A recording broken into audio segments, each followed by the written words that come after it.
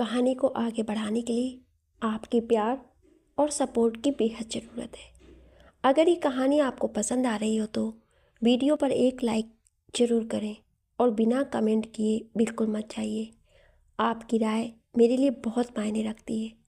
Comment box में ज़रूर बताएं कि कहानी आपको कैसी लग रही है, ताकि आपका हौसला मुझे मिलता रहे और मैं तेज़ी से अगला पार्ट लेकर आ सकूं। आपका हर लाइक, हर कमेंट मेरे लिए एक नई ऊर्जा है। अरे, सुबह सुबह ये मुसीबत कहाँ से टपक पड़ी यार। ईदका के कमरे में दाखिल होते ही अंदर कुर्सी पर बैठकर जूते पहन रहे आरव के मुंह से ये वाक खुद ब खुद निकल गया। तुमने मुझसे कुछ कहा? ईदका ने आरव से पूछा। नहीं, तो फिर यहाँ हम दोनों के अलावा कोई और भी है क्या? हाँ, कौन? उसके बारे में मैं तुम्हें बाद में बताऊंगा। अभी तो तुम मुझे ये बताओ कि तुम कॉलेज के लिए निकलने की जगह यहाँ क्यों आई हो? मुझे आज तुम्हारे साथ कॉलेज जाना है इसलिए। क्यों? तुम्हारी स्कूटी में फिर से कोई प्रॉब्लम आ गई क्या? हाँ यार, तुम उस बीमारी को सैलाब करके क्यों न्यू स्कूटी क्यों नहीं खरीद लेती हो? मैं पागल हूँ क्या जो न्यू स्कूटी खरीद कर कभी कभार तुम्हारी बाइक पर बैठकर कॉलेज जाने का बहाना भी खो दूंगी। सुनो, तुम्हें खुद से बात करनी है तो बाहर जाकर करो। यहाँ बड़बड़ करके मुझे डिस्टर्ब मत करो। तुम कौन सा आईएएस या आईपीएस का इंटरव्यू देने जाने की तैयारी कर रहे हो जो तुम्हें डिस्टर्ब हो रहा है? और तुम भी तो अकेले बड़बड़ करते रहते हो, फिर तुम इस बात के लिए मुझ पर क्यों भड़क रहे हो? मैडम, मैं अपने घर में अकेले अकेले बड़बड़ करता हूँ, तुम्हारी तरह किसी दूसरे के घर जाकर नहीं करता हूँ। ए मिस्टर, ये घर किसी दूसरे का नहीं है, बल्कि मेरे अंकल आंटी का है, समझे? ठीक है, पर यह कमरा तो मेरा है ना? हाँ बिल्कुल, तो तुम्हारा ही है, पर बहुत जल्दी तुम्हारे साथ साथ मेरा भी होने वाला है। शेख चिल्ली की तरह कभी नहीं पूरा होने वाला। सपना देखना बंद करो और 2 मिनट के अंदर अपने घर से बैग उठाकर बाहर निकलो, अदरवाइज मैं तुम्हें छोड़कर अकेला चला जाऊंगा। तुम भी ये शेख चिल्ली जैसे मुझे छोड़कर जाने का ख्वाब देखना बंद करो और जल्दी से बाहर निकलकर अपनी बाइक निकालो। मैं अपना बैग साथ लेकर आई हूँ, इसलिए मुझे बैग लेने घर जाने की ज़रूरत नहीं है, कहकर इतिका कमरे से बाहर निकल गई। हाय आरो, कैसे हो? कॉलेज की बिल्डिंग से निकलकर पार्किंग की ओर बढ़ते समय रिया की नज़र रास्ते में खड़े आरो पर पड़ी तो उसने अपने कदमों को ब्रेक लगाकर आरो का हालचाल पूछ लिया। आई एम एब्सोल्युटली फाइन, तुम कैसी हो? जवाब में आरो ने उसे अपना हालचाल बताने के साथ ही उसका हालचाल भी पूछ लिया। I am also fine. Okay, अब मैं जा रही हूँ, बाय। बाय। हाथ हिलाकर रिया को बाय कहने के बाद आरो ने रिया के चेहरे से अपनी नज़रें हटा ली, लेकिन जैसे ही वो आरो से ध्यान हटाकर आगे बढ़ी, आरो की हसरत भरी निगाहें दोबारा उस पर टिक गई और तब तक उसका पीछा करती रही जब तक वो पार्किंग में खड़ी अपनी कार लेकिन कॉलेज कैंपस से बाहर नहीं निकल पाई।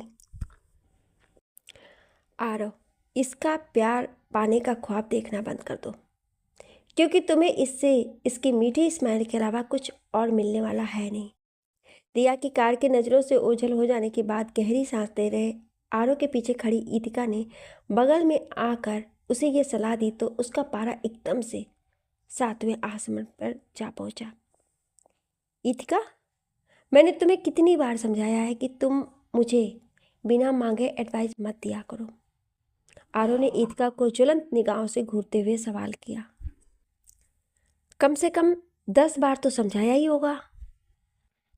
और कितनी बार समझाना पड़ेगा तब तुम्हारे भेजे में ये बात घुसेगी? ऐसे तो ये बात मुझे और 10 बार समझाओगे तब भी मेरे भेजे में नहीं घुसेगी। हाँ, तुम मुझे किसी अच्छे से कॉफ़ी शॉप में ले जाकर एक कप हॉट कॉफ़ी पिलाते हुए समझाओगे तो मैं एक ही बार में समझ जाऊंगी। ईतिका, ये बात भी मैं तुम्हें कितनी बार समझा चुका हूँ कि शेख चिल्ली की तरह कभी ना पूरे होने वाले ख्वाब मत देखा करो, यही ना? हाँ, ये बात तो तुम मुझे कम से कम 50 बार समझा चुके होगे, पर ये बात तुम मुझे और 50 बार समझाओगे, और वो भी चाय कॉफ़ी के साथ नहीं बल्कि कैंडल लाइट डिनर कराते हुए, तो भी मेरी समझ में नहीं आएगी। अरे प्लीज़ मुझे छोड़कर भागो मत यार, मैं तो सिर्फ टाइम पास कर रही थी। मैं अब तुम्हें कभी तंग नहीं करूँगी, सच्ची। I promise to you for it. अरे बंद करो यार अपना ये बेमतलब का ड्रामा। मैं तुम्हें छोड़कर भाग नहीं रहा हूँ, पार्किंग से गाड़ी निकालने जा रहा हूँ। मैं भी तुम्हारे साथ आ रही हूँ क्योंकि तुमने अपनी बाइक स्टार्ट करने के बाद मेरे लिए नहीं रोकी, तो मुझे पता नहीं कितनी देर तक रोड पर खड़े होकर किसी ऑटो वगैरह का वेट करना पड़ेगा। अरे तो आओ ना। इस तरह मेरा हाथ पकड़ कर खड़ी रहोगी तो ना मैं अपनी बाइक के पास पहुंच पाऊंगा और ना तुम। सॉरी कहकर ईतिका ने आरो का हाथ छोड़ दिया और आरो के पार्किंग की ओर कदम बढ़ाते ही वो भी उसके पीछे चल पड़ी। आरो, तुम्हें इतनी सी बात के लिए इतना उदास होने की ज़रूरत नहीं है। आज रिया ने विवान का ऑफ़र एक्सेप्ट करके उसके साथ कॉलेज की कैंटीन में कॉफ़ी पी। इसका मतलब ये नहीं कि वो तुमसे दूर और विवान के करीब जा रही है। अब प्लीज़ जल्दी से अपना मूड ठीक करो और मेरे दिमाग में जो आइडिया है वो सुनकर उसे एग्जीक्यूट करने के लिए कोई प्लान बनाओ। ये तुम मेरा ये आइडिया सही तरीके से एग्जीक्यूट करने में कामयाब हो गए तो मैं ये बात गारंटी के साथ कह सकती हूँ कि तुम्हारी मोहब्बत की राह में बार बार सामने आने वाला ये विवान नाम का कांटा हमेशा के लिए साफ हो जाएगा। कॉलेज की लाइब्रेरी के एक कोने में मुंह लटकाकर बैठे आरो के पास आकर इतिका ने उससे ये बात कही तो उसके चेहरे पर हैरानी के भाव उभर आए। इतिका, क्या तुम्हारे दिमाग में वाकई ऐसा आइडिया है जिससे रिया हमेशा के लिए विवान से दूर हो जाए, या तुम सिर्फ टाइम पास कर रही हो? आरो ने इतिका की बात पर संदेह जताते हुए सवाल किया। अरे मैं पागल हूँ क्या, जो ऐसे समय में जब तुम ऑलरेडी काफ़ी परेशान हो तुम्हारे साथ मजाक करके तुम्हारी टेंशन बढ़ाऊंगी? इट मीन्स तुम्हारे पास वाकई इस तरह का कोई आइडिया है? हाँ, पर तुम्हें मेरी बात यकीन नहीं हो रहा है तो मैं हम दोनों की फ्रेंडशिप की कसम खाकर ये बात रिपीट कर सकती हूँ। करूँ ये बात रिपीट, हम दोनों की फ्रेंडशिप की कसम खाकर? नहीं, इसकी कोई ज़रूरत नहीं है। हाँ, पर तुम्हारा आइडिया सुनने से पहले मैं ये बात ज़रूर जानना चाहूँगा कि तुम मुझे इस टाइप का आइडिया दे क्यों रही हो? दे क्यों रही हो का क्या मतलब है?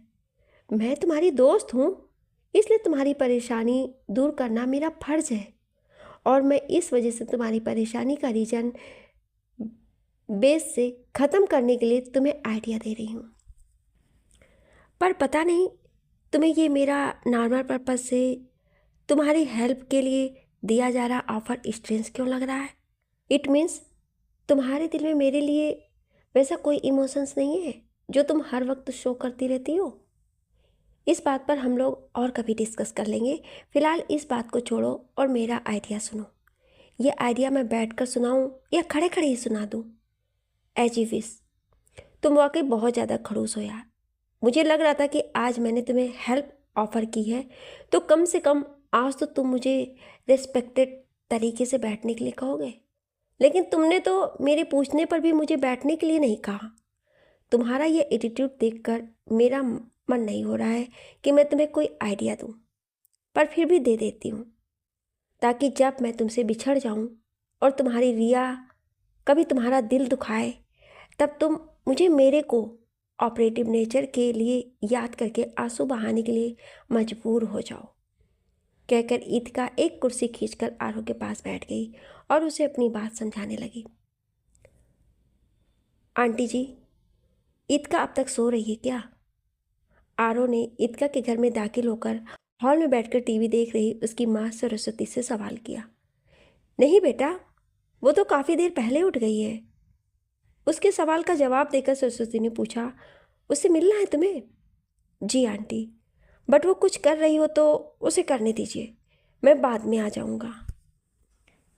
अरे नहीं बेटा, तुम्हें उससे मिलने दोबारा आकर एडिशनल टाइम वेस्ट करने की ज़रूरत नहीं है क्योंकि वो किसी खास काम में बिजी नहीं है, सिर्फ ब्रेकफास्ट तैयार कर रही है जो मैं भी कर सकती हूँ।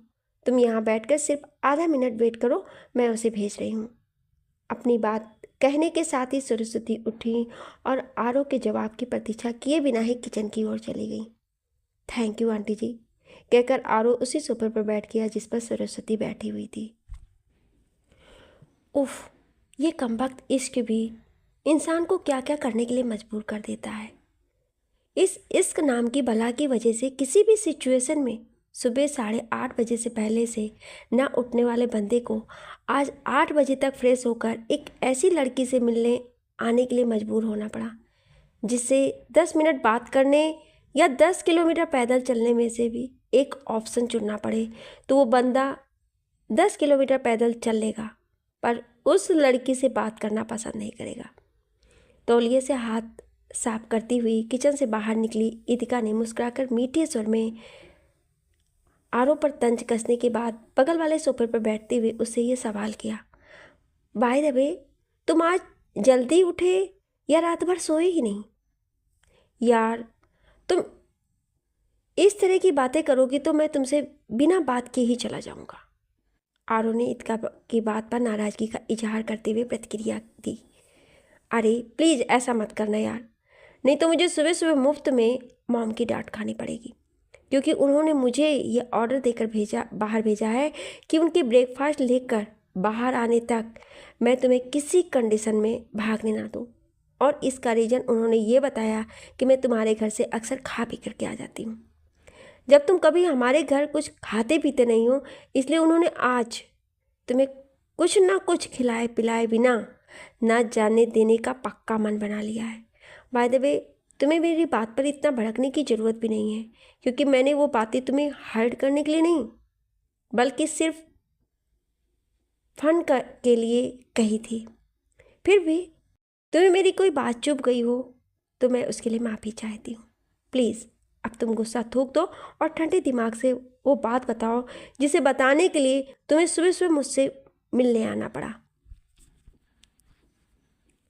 इतिका के लंबी चौड़ी सफाई देने पर आरो के चेहरे पर नजर आ रहे नाराजगी के चिन्ह कुछ कम हो गए।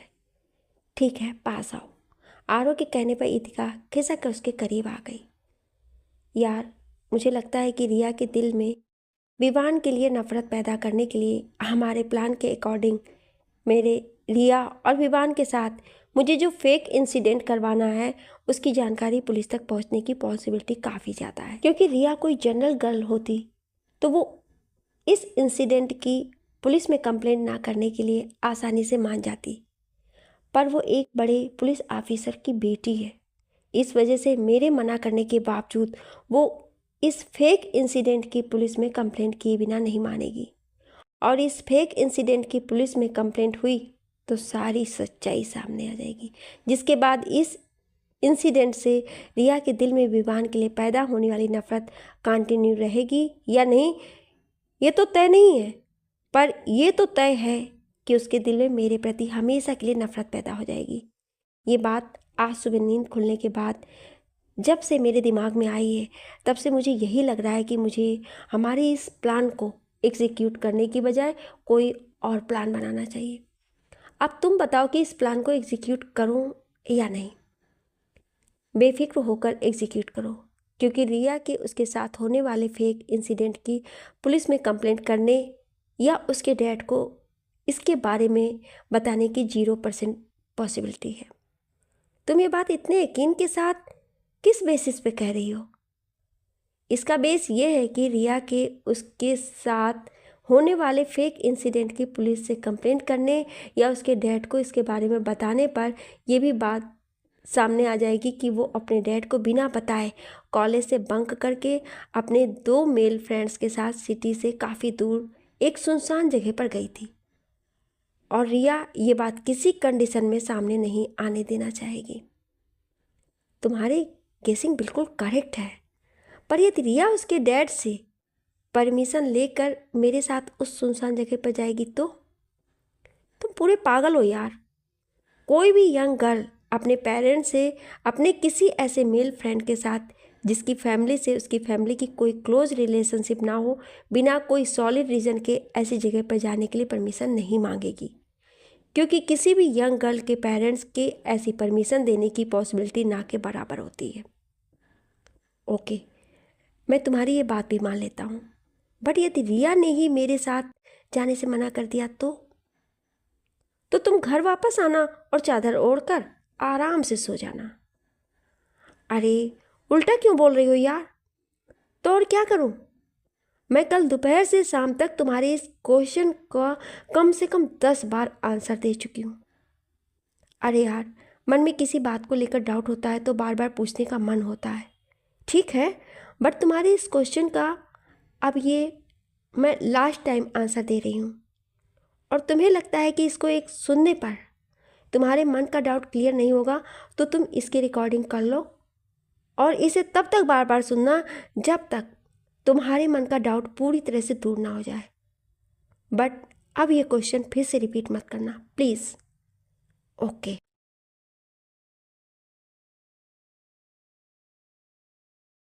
वो तुम्हारे साथ जाने से इसलिए मना कर पाएगी क्योंकि उसके दिल में छोटा सा ही सही पर तुम्हारे लिए एक सॉफ्ट कार्नर है, ठीक है, बट और वो विमान नाम का स्वार्थी और डरपोक बिल्ला तुम दोनों के साथ जाने के लिए इसलिए बिना कहे तैयार हो जाएगा क्योंकि वो किसी कंडीशंस में ये नहीं चाहेगा कि उसके ख्वाबों की शहजादी किसी ऐसे बंदे के साथ शहर दूर किसी सुनसान जगह पर जाए जिसके उसके और उसकी ड्रीम गर्ल के बीच दीवार बनने के काफ़ी ज़्यादा चांसेस हो।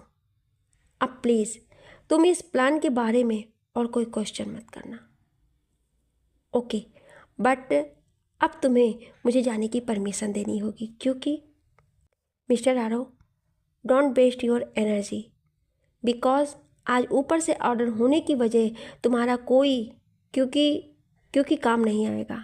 यानी मुझे आज ब्रेकफास्ट करने के बाद ही यहाँ से जाने की परमिशन मिलेगी। करेक्ट।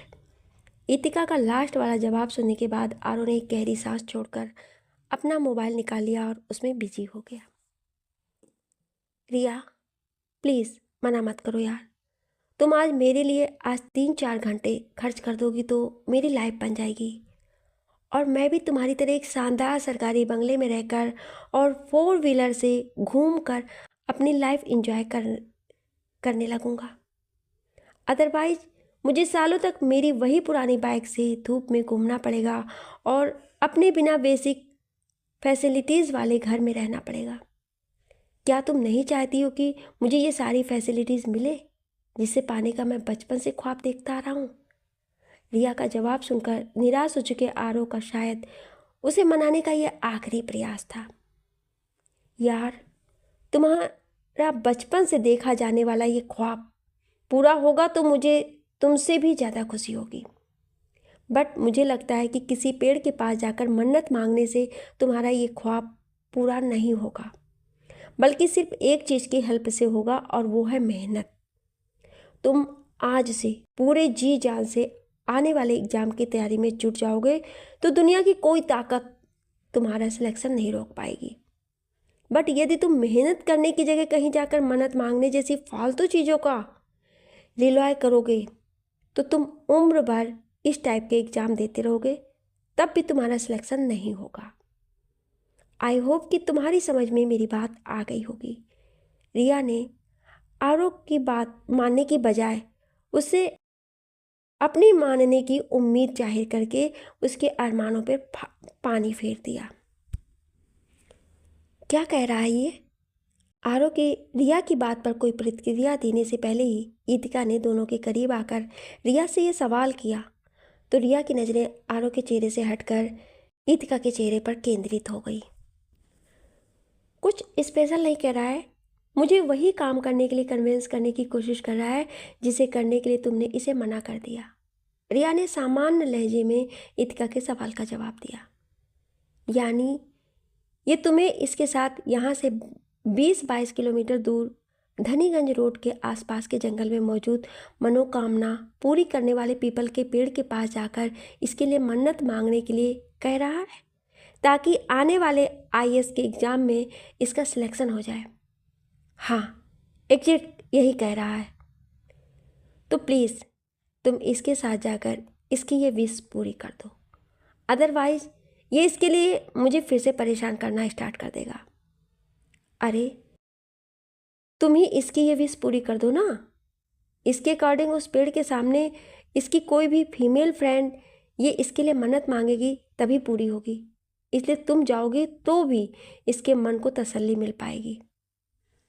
तुम बिल्कुल सही बोल रही हो, पर मेरे इसके साथ जाने से सिर्फ इसके मन को तसल्ली मिलेगी, इसकी विश पूरी नहीं होगी, क्योंकि मुझे मन्नत वन्नत जैसी चीज़ों पर जरा सा भी यकीन नहीं है।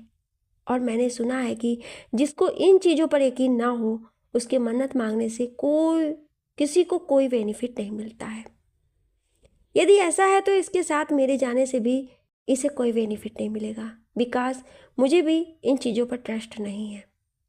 यू आर राइट, बट तुम मन्नत मांगने तक अपने मन में इन चीज़ों के लिए ट्रस्ट पैदा कर सकती हो, जो मैं चाह कर भी नहीं कर पाऊंगी। इसलिए तुम इसके साथ चली जाओ और इसकी विश पूरी कर दो, अदरवाइज मेरी और इसकी फ्रेंडशिप टूट जाएगी, क्योंकि तुम्हारे मना कर देने पर ये मेरे पीछे पड़ जाएगा और मैं इसकी ये मीनिंगलेस विश किसी कंडीशन में पूरी नहीं कर पाऊंगी, जिसका फाइनल रिजल्ट ये निकलेगा कि ये मुझसे फ्रेंडशिप तोड़ देगा।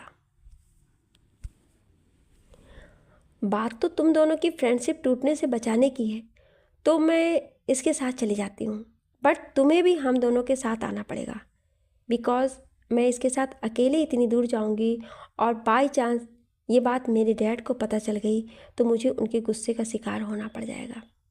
बट तुम साथ रहोगी तो वे एक लिमिट से ज़्यादा गुस्सा नहीं होंगे। अब ये तुम्हारे ऊपर डिपेंड करेगा कि मुझे इसकी विश पूरी करनी है या नहीं। तुम मुझे 2 सेकंड्स के अंदर बता दो कि मुझे क्लासरूम में जाना है या इसके साथ। ओके, मैं तुम लोगों के साथ आ रही हूँ, बट मेरी ये एडवाइस है कि हमें किसी और एक बंदे को साथ रख लेना चाहिए। इससे हमारा एक काफ़ी बड़ा ग्रुप बन जाएगा और फिर ना तुम्हारे डैड के गुस्सा होने का डर रहेगा और ना मेरे पेरेंट्स के गुस्सा होने का। नाइस आइडिया, बट रखें किसको? विवान को रखें तो कैसा रहेगा? Not a bad choice, but आरो उससे चिढ़ता है, इसलिए वो साथ रहेगा तो हम दोनों की पूरी जर्नी खराब हो जाएगी। डोंट वरी, मैं ऐसी कोई टेंशन क्रिएट नहीं होने दूंगी। तुम उसे कॉल करके बुलाओ, क्योंकि मैं आज इस बंदे की बताई जगह पर चलकर इसकी डेली की टिक टिक से पीछा छुड़ा लेना चाहती हूँ। ठीक है, कहकर रिया ने उसके बैग की चैन खोलकर उसमें से अपना मोबाइल निकाल लिया और किसी को कॉल करने में व्यस्त हो गई। उसकी ईतिका और आरो से ध्यान हटाते ही आरो ने आंखों ही आंखों में ईतिका का आभार व्यक्त किया, लेकिन ना जाने क्यों इसे ईतिका के चेहरे पर खुशी की बजाय ढेर सारा दर्द उभर आया और उसकी आंखों में आंसू छलक आए। पर उसने अपने मोबाइल में कुछ सर्च करने के बहाने से चेहरा दूसरी तरफ घुमाकर आंखों के आंसू और चेहरे का दर्द आरो से छुपा लिया। रिया, गाड़ी यहीं रोक दो। मनोकामना पूर्ण करने वाले जिस पेड़ के पास हमें जाना है वो लेफ्ट साइड की इन झाड़ियों के पीछे ही मौजूद है, जहाँ गाड़ी जाने के लिए रास्ता नहीं है। हाईवे छोड़कर जंगलों के बीच कच्ची सड़क पर करीब 3 किलोमीटर आगे बढ़ने के बाद ईतिका के साथ कार की पिछली सीट पर बैठे आरो ने ड्राइविंग पर बैठी रिया को बताया कि वे लोग मंजिल तक पहुंच चुके हैं, तो रिया तुरंत ब्रेक लगाकर कार रोक दी। तुम हम लोगों के साथ नहीं आ रहे हो क्या? रिया, आरो और ईतिका के कार से नीचे उतर जाने के बाद भी विवान अंदर ही जमा रहा, तो रिया को उसके ये सवाल करना पड़ा। नहीं, विवान ने जवाब दिया। क्यों? मैं इस टाइप के फालतू काम करने जाने वाली टीम का हिस्सा बनकर सुपरस्टिशियस का टैग नहीं लेना चाहता। तो फिर तुम्हें यहाँ तक भी हमारे साथ नहीं आना चाहिए था। विवान के जवाब पर रिया ने नाराजगी जाहिर करते हुए तीखी प्रतिक्रिया दी, तो आरो के चेहरे पर मुस्कुराहट उभर आई, लेकिन ईतिका ने उसे आंखों के इशारे से अपनी खुशी का इजहार न करने की हिदायत दी, तो उसने जल्दी से चेहरे पर कृत्रिम गंभीरता का आवरण ओढ़कर अपनी मुस्कुराहट छुपा ली। अरे यार, इसकी हमारे साथ जाने की इच्छा नहीं है तो इसे रहने दो यहीं। इतनी सी बात के लिए इतना टेंशन क्यों ले रही हो? छोड़ो इसे और जल्दी से उस पेड़ के पास चलकर हमारे सुपरस्टिशियस फ्रेंड की विश पूरी कर दो। आरो, तुमने वो पेड़ देखा है, इसलिए तुम आगे चलकर हम लोगों को गाइड करो। ईतिका ने बीच में हस्तक्षेप किया, तो रिया ने विवान को कुछ पलों तक घूरने के बाद उसे अपना ध्यान हटा लिया। ईतिका की बात खत्म होते ही आरो ने आओ कहकर सड़क के बाईं ओर नजर आ रही पगडंडी पर कदम बढ़ा दिया। ओए होए, ये तो हमने ख्वाब में भी नहीं सोचा था कि इस सुनसान जंगल में हमें एक साथ दो दो परियां नजर आ जाएंगी। तीनों के 50-60 कदम आगे बढ़ने के बाद उनके दाहिनी ओर स्थित मैदानी भाग से एक मेल वॉइस में ये कमेंट उभरी तो उन तीनों की नज़रें स्वयं ही उनसे करीब 30-35 मीटर दूर स्थित उस जगह की ओर चली गई जहाँ से ये कमेंट सुनाई दी थी। उस जगह पर शराब के प्याले हाथ में लिए बैठे मवाली टाइप के दो युवक ईदका और रिया को गंदी निगाहों से घूर रहे। तुम दोनों यहीं रुको, मैं 5 मिनट में उन दोनों को सबक सिखा कर आ रहा हूँ। आरो ने गुस्से का इजहार करते हुए उन दोनों मवाली टाइप के युवकों की ओर लपका, लेकिन रिया के तुरंत मजबूती से उसके हाथ थाम लेने की वजह से उसे एक कदम आगे बढ़ाने के बाद रुक जाना पड़ा। अरे ये क्या कर रहे हो यार? ऐसे लोग कदम कदम पर मिलते हैं, किस किस से लड़ते फिरोगे? Come on, let's do our work by ignoring them. Riya ने आरो का हाथ पकड़ने के साथ ही उसे समझाया और उसे उन मवालियों से ध्यान हटाकर आगे बढ़ने के लिए तैयार कर लिया। लेकिन दोनों मवाली उनसे बिना उलझे उन तीनों को जाने देने के मूड में नजर नहीं आ रहे थे। वे दोनों आरो, रिया और इत्का के दोबारा आगे बढ़ना शुरू करते ही अपनी जगह से उठकर तेज कदमों से उनके पास आए और उनकी राह रोककर खड़े हो गए। ये क्या बदतमीजी है? हटो सामने से, आरो ने गुर्रा कर दोनों मवालियों से कहा तो वे एक तरफ हट गए। लेकिन आरो के 2 कदम आगे बढ़ते ही वे दोनों फिर से रास्ते में खड़े हो गए और ढिठाई के साथ रिया और ईदका को घूरते हुए अपने गंदे दांत दिखाने लगे। मगर ईदका से आगे खड़ी रिया ने आरो की तरह उन्हें डांट डपट कर सामने से हटाने का प्रयास नहीं किया, बल्कि उनमें से एक के मुंह पर जोरदार घूंसा चढ़ दिया। इस अप्रत्याशित हमले की वजह से वो मवाली अपने चेहरे को सहलाता हुआ हक्का बक्का सा रिया को देखने लगा। लेकिन रिया उस मवाली पर अपने घूंसे की मार का असर देखने के बजाय फुर्ती से एक कदम पीछे हटी और दूसरे मवाली के चेहरे पर एक जोरदार फ्लाइंग किक का वार कर दिया। रिया का ये वार उसके घूंसे के प्रहार से भी ज़्यादा जोरदार रहा होगा, क्योंकि इसे झेलने वाला मवाली घूंसे खाने वाले मवाली की तरह सिर्फ लड़खड़ाया ही नहीं, बल्कि लड़खड़ाकर चीखता हुआ जमीन पर गिर गया। अपने साथी का ये हाल देखकर घूसा खाकर खड़े मवाली ने जेब से चाकू निकाल लिया और चाकू खोलकर रिया पर हमला करने के लिए उसकी ओर बढ़ा, जिसे रोकने के लिए आरो ने फुर्ती से उस मवाली और रिया के बीच में आने की कोशिश की। लेकिन आरो ये चाकू वाले मवाली में से कोई कलाकारी दिखा पाता इससे पहले रिया ने अपने दाहिने हाथ की हथेली को तलवार की तरह सीधा करके उसका मवाली के चाकू वाले हाथ की कलाई पर एक इतना ज़बरदस्त वार किया कि उसके हाथ से चाकू भी छूटकर नीचे गिर गया और उसे उसके दूसरे हाथ को भी चाकू वाले हाथ की कलाई थामने में लगाना पड़ गया। इसके बाद रिया ने उस दूसरे मवाली की ओर देखा जो रिया की फ्लाइंग किक के वार से नीचे गिरने के बाद उठकर जेब से चाकू निकाल रहा था। रिया ने उस बेचारे को तो चाकू खोलने का भी मौका दिए बिना ही लात घूंसों से उसकी मरम्मत शुरू कर दी। भाई, इस लड़की को रोको, नहीं तो हमें इसे छेड़ने की असली वजह बताने के लिए मजबूर होना पड़ेगा। कुछ कदमों की दूरी पर हक्के बक्के खड़े आरो के पास जाकर पहले मवाली ने धीमे स्वर में उसे चेतावनी दी, तो उसने ईतिका की ओर देखकर उसे आंखों के इशारे से रिया को रोकने के लिए कहा। रिया, इतना ही सबक काफ़ी है इनके लिए, अब छोड़ो इसे। कहते हुए ईतिका ने रिया को पकड़कर दूसरे मवाली का उससे बड़ी मुश्किल से पीछा छुड़ाया। रिया उसका पीछा छोड़ने के बाद पलट कर अपनी कार की ओर गई और ड्राइविंग साइड के अपोजिट साइड की विंडो से बाहर झांक रहे विमान पर भड़की। कैसे दोस्त हो तुम? वहाँ हमें 2 गुंडे तंग कर रहे थे और तुम हमारी मदद के लिए आना तो दूर रहा, गाड़ी से नीचे तक उतरे नहीं। अब खड़े खड़े मेरा मुंह मत देखो, जल्दी से गाड़ी से उतरो और हाईवे से कोई बस या टैक्सी पकड़कर वापस जाओ।